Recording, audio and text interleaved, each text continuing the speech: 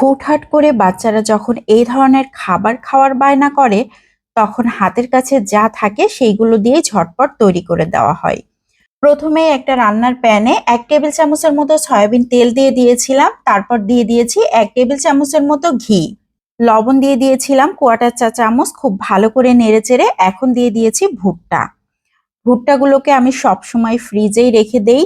আমার ছেলে মেয়ে যখন তখন বায়নাটা করে বসে, এই খাবারটা ওদের অনেক বেশি পছন্দ। এই কারণে যদি রেখে দেওয়া যায় তাহলে কিন্তু খুব সহজেই তৈরি করে দেওয়া যায়।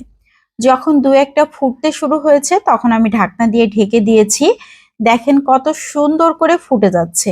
বাইরে আমরা পপকর্ন কিনে খাই, তার থেকে যদি বাসায় এভাবে তৈরি করে খাওয়া হয় এত বেশি মজার হয় আর এত সুন্দর একটা স্মেল আসে, অসাধারণ টেস্টি। এখানে আমি ঘি ব্যবহার করেছি, এই জন্য টেস্টটা আরো ভালো এসেছিল। এত সুন্দরভাবে সবগুলো ফুটবে, একটু সময় নিয়ে ধৈর্য ধরলেই কিন্তু বোঝা যায় যে সবগুলো কত সুন্দর করে ফুটে উঠেছে।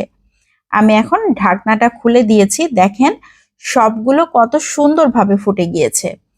এখন আমি সার্ভ করে নিচ্ছি। এটার সাথে আর তেমন কিছুই লাগবে না।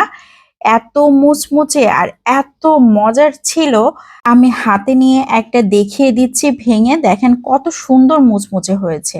আমি অল্প করে একটু চিলি ফ্লেক্স দিয়ে দিয়েছি ঝালের জন্য, আর দিয়ে দিয়েছি বিট লবণ।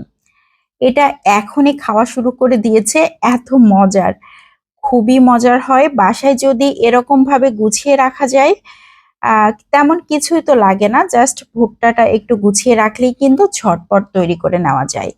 আর যে কোনো সময়ে এটা খেতে অনেক বেশি মজার হয়।